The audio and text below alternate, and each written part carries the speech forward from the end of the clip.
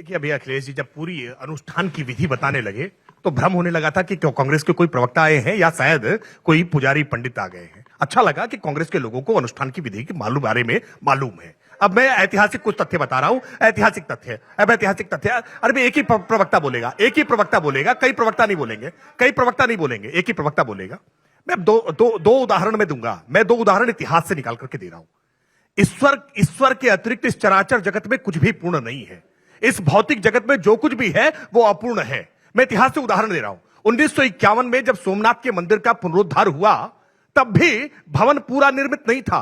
जब डॉक्टर राजेंद्र प्रसाद जी ने उसकी प्राण प्रतिष्ठा के कार्यक्रम में गए थे तब भी जवाहरलाल नेहरू ने मना किया था कि वहां जाना नहीं चाहिए, लेकिन डॉक्टर राजेंद्र प्रसाद जी गए, सरदार वल्लभ भाई पटेल गए और प्राण प्रतिष्ठा का कार्यक्रम हुआ था। मैं एक उदाहरण दूसरा देकर के बताता हूं।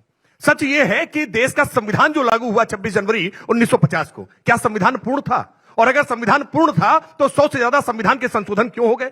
और अगर संविधान का संशोधन करना आवश्यक था, पूर्ण नहीं था, तो क्या संविधान अंगीकार नहीं किया जाना चाहिए था? ये कांग्रेसियों की चलती इसी प्रकार के कुतर्क करते तो संविधान ही पूर्ण हमको लागू नहीं होने पाया होता। सच यह है कि ईश्वर की सत्ता के अतिरिक्त कुछ भी पूर्ण नहीं होता है। इस बात को आप स्वीकार नहीं करना चाहते।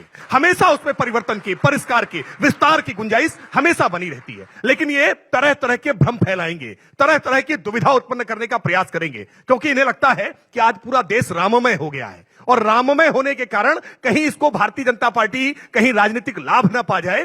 तो कांग्रेस की उत्तर प्रदेश की इकाई ने भी रपट पड़े तो हर हर गंगे किया है। ये गए थे सरयू में डुबकी लगाने कि कुछ पाप शायद कम हो जाए, लेकिन मल्लिकार्जुन खड़गे को, सोनिया गांधी जी को, ये अपने नेता प्रतिपक्ष अधीर रंजन चौधरी जी को समझाने में विफल रहे, राहुल गांधी को समझाने में विफल रहे। अगर ये परिष्कार किए होते, इन्होंने तिरस्कार करने की बजाय ये निमंत्रण स्वीकार किया होता तो शायद सुबह का भूला शाम को घर लौटा था। तो हिंदू मान्यताओं में उसको हम भूला नहीं कहते, लेकिन उन्होंने वो अवसर गंवा दिया है, वो अवसर गंवा दिया। मैं एक एक करके सवाल का जवाब नहीं, इन्होंने सवाल कहाँ पूरे हुए? मेरे सवाल कहाँ पूरे हुए? सवाल आप तब से पूछते रहिएगा, अभी लंबे समय तक विपक्ष में रहेंगे, पूछते रहिए, काम करना ज्यादा, अभी लंबे समय तक विपक्ष में रहेंगे, लंबे समय तक विपक्ष में रहेंगे, सवाल पूछते रहिए, अवसर और मिलेगा। अभी आपको सवाल केवल बीजेपी बोल रही है, काम कुछ नहीं कर रही। एक अस्पताल, अच्छा साउटिंग मैच लखनऊ बता चिल्लाइए, अस्पताल बता दो ना। अरे एक अस्पताल बता दो ना, कहाँ बना जाए इलाज? बता रहा हूँ, सुनेंगे तो। इलाज होगा क्या? आपके घर में इलाज होगा? सड़क बता दो जो भारत सरकार ने बनाई हो। चिल्लाइए, एक सड़क बता दो भारत सरकार ने बनाई हो। कपड़े फाड़ लीजिए, कपड़े फाड़ लीजिए, बाल नोच लीजिए, क्या करेंगे? आप बताओ ना, हो जाएंगे क्या? अरे सुनिए भाई, सुनिए जवाब। अस्पताल बता रहा हूँ, अस्पताल, विश्वविद्यालय बता दो जहाँ इलाज होता हो, बता दो ना। सुनेंगे नहीं, बताओ, ये जवाब नहीं सुनेंगे। अब सुनिए, जवाब सुनिए। आपने पूछा अस्पताल के बारे में, एक एक करके धैर्यपूर्वक जवाब सुनिए।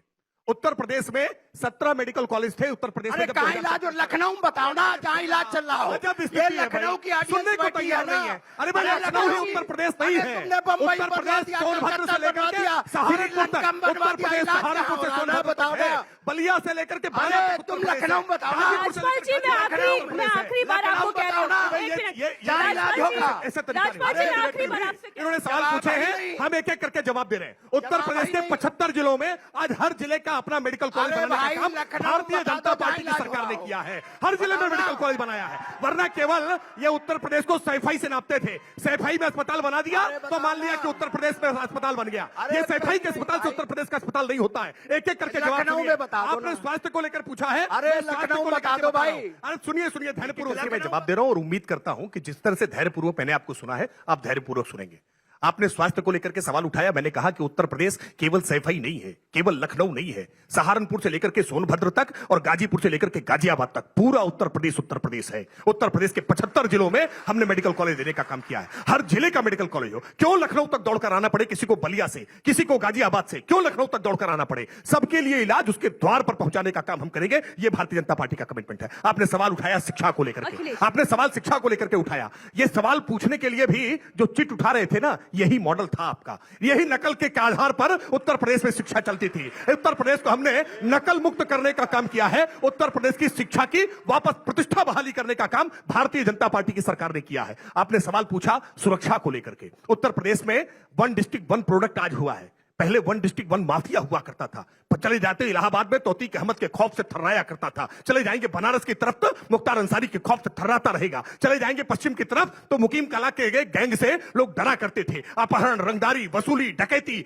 इस प्रकार से अपराध हुआ करते थे। उत्तर प्रदेश में माफियाओं पर शिकंजा कसने का काम उत्तर प्रदेश की योगी आदित्यनाथ सरकार ने किया है। हमने काम किया है और इस काम के आधार पर हम कह रहे हैं, आज ही नीति आयोग की रिपोर्ट आई, 25 करोड़ लोग इस देश में गरीबी रेखा से ऊपर हुए हैं। ये प्रधानमंत्री मोदी जी के गरीब कल्याण संकल्प का आज परिणाम है। और ये बौखला क्यों रहे? मैं बता रहा हूं, 10 करोड़वा गैस का कनेक्शन, 10 करोड़ गैस का कनेक्शन, उज्ज्वला गैस का कनेक्शन मीरा माझी के घर पे प्रधानमंत्री जी जब चाय पीने गए ना, तो बौखलाहट का होना तो स्वाभाविक है। कब तक बहलाते रहेंगे आप जाति के नाम पर? ये पीडीए करा करें। मैं खींचिए एक मिनट भाई, इन्होंने लंबे सवाल पूछे हैं, सवाल छोटे होते हैं, जवाब बड़े होते हैं, फिर भी मैं कम समय ले रहा हूं। मैं जवाब एक, ये इन्होंने कहा पीडीए पीडीए पीडीए, अरे इस पीडीए का फुल फॉर्म जान लीजिए। देश, ये पीडीए का मतलब परिवार डेवलपमेंट अथॉरिटी, और परिवार में भी कौन सा? परिवार में भी सुन लीजिए, पीडीए का मतलब परिवार में डिंपल और अखिलेश, शिवपाल के लिए भी जगह नहीं है, रामगोपाल जी के लिए भी जगह नहीं है, परिवार में डिंपल और अखिलेश का पीडीए है। इस पीडीए की पोल खुल रही है। आपने इनसे सवाल जो सबसे पहले पूछा था कि गठबंधन में सीट शेयरिंग कैसे होगी, इन्होंने कहा कि एनडीए की सीट शेयरिंग कैसे होगी, पहले ये बता दें। भारतीय जनता पार्टी के किसी भी अलायंस पार्टनर ने कहीं पर सीट को लेकर के कोई सवाल नहीं उठाया है, लेकिन मध्य प्रदेश की विधानसभा के चुनाव में ये अखिलेश जी की पार्टी इन अखिलेश जी की पार्टी को रात भर बिठाए रखा था। वो अखिलेश जी बता रहे थे कि रात को 1 बजे तक बिठाए रखा, कहा था 6 सीटें देंगे, दिया एक भी नहीं। सच ये है कि आप आपस में लड़ रहे हैं। पंजाब में आप आम आदमी पार्टी के साथ, दिल्ली में आम आदमी पार्टी के साथ लड़ रहे हैं, पश्चिम बंगाल में ममता बनर्जी के साथ लड़ रहे हैं। आपका अब तक शरद पवार के साथ कोई फॉर्मूला ड्रॉ नहीं हो पाया, उद्धव ठाकरे के साथ कोई फॉर्मूला ड्रॉ नहीं हो पाया। बिहार में आपको जेडीयू आरजेडी कितनी सीटें देने वाली है, इसकी स्थिति क्लियर नहीं हो रही है। आपके भीतर अंतर्द्वंद है और पार्टी के भीतर अंतर्द्वंद है। मैं आज निर्मल खत्री जी के भी पोस्ट देख रहा था, क्या किस तरह से तंज किया है उन्होंने। पार्टी का प्रादेशिक नेतृत्व तो कह रहा है अयोध्या दर्शन करने जाएंगे, सरयू में डुबकी लगाएंगे, केंद्रीय नेतृत्व तो कह रहा है ना ना बिल्कुल दर्शन करने नहीं जाएंगे। पार्टी के भीतर अंतर्विरोध है, आप दल कहां बना पाएंगे। जैसे ही न्याय यात्रा प्रारंभ की, वैसे ही तुरंत मिलिंद देवड़ा जी ने पार्टी छोड़ दी। अपनी पार्टी को जोड़ने की यात्रा करिए। इसलिए मैं कह रहा हूं, सवाल इसलिए सीट शेयरिंग को लेकर के इंडी अलायंस में है। भारतीय जनता पार्टी में नीति एक है, नेता एक है और नीयत बिल्कुल साफ है, इसलिए कहीं कोई कंफ्यूजन नहीं है। भारतीय जनता पार्टी उत्तर प्रदेश में, और मैं इस बात को पूरे दावे के साथ कह रहा हूं कि विपक्ष की जल गई एकता की रस्सी यूपी में भाजपा जीतेगी 80 में 80। और ये जब कह रहा हूं तो उसका कारण है, देखिए 2014 के चुनाव में समाजवादी पार्टी 5 सीटें जीतकर आई थी मारुति कार में बैठने लायक। 2019 के चुनाव में 3 सीटें हो गई रिक्शा पर बैठने लायक, और 2024 में साइकिल के कैरियर पर कोई बैठने लायक बचेगा कि नहीं बचेगा, ये समझना मुश्किल होगा। उत्तर प्रदेश में समाजवादी पार्टी की आज ये हालत हो गई है। और अरे अब नंबर वन कई सारा गिना रहे थे अखिलेश प्रताप सिंह जी, यूपी में नंबर 1, यूपी में नंबर 1। मुझे याद आ गया, यूपी में केवल एक ही नंबर 1 ही है, केवल सोनिया जी अकेली सांसद हैं, एक ही सांसद बची हैं उस रायबरेली से अकेले। और विश्वास रखिए इस बार वो नंबर 1 भी चला जाएगा, हम बिल्कुल 0 करने का काम करेंगे। उत्तर प्रदेश में रायबरेली में भी कमल का फूल खिलाने का काम करेंगे। और ये मोदी जी के प्रति लोगों का विश्वास है कि मोदी है तो मुमकिन है। जी ने 3-4 घटनाओं का उल्लेख किया, मैं पूरी जिम्मेदारी के साथ कह रहा हूं, देश का पहला उदाहरण है जहां गृह राज्य मंत्री के बेटे की गिरफ्तारी हुई है। याद करिए कि गायत्री प्रसाद प्रजापति उत्तर प्रदेश सरकार के मंत्री थे और कैसे रेप पीड़िता आरोप लगाने के बाद एफआईआर के लिए दर-दर की ठोकरें खाती रही। सुप्रीम कोर्ट को निर्देश देना पड़ा, तब एफआईआर दर्ज हुई, लेकिन अखिलेश यादव प्रचार करते रहे गायत्री प्रजापति का। वो गायत्री प्रजापति जो बीपीएल कार्ड होल्डर था,